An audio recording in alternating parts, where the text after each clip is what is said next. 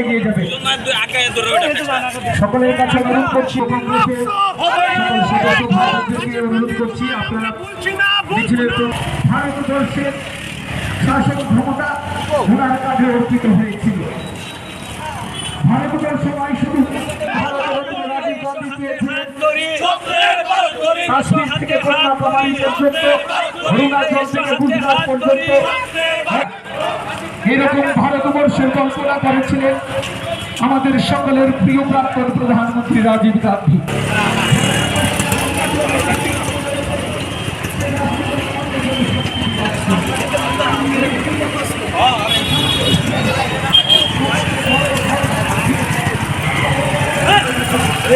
বার্তা ছড়িয়ে দেওয়ার জন্য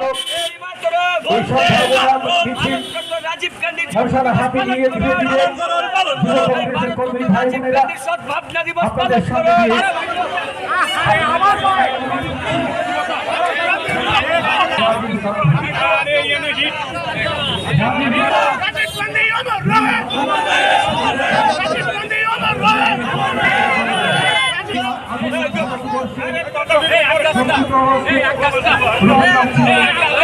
আপনারা জানেন ভারত রাজীব গান্ধী প্রাক্তন প্রধানমন্ত্রী আজকে জন্মদিবস ৭৮তম জন্মদিন। বিভিন্ন প্রোগ্রামের মধ্যে তিনি ডিজিটাল ইন্ডিয়ার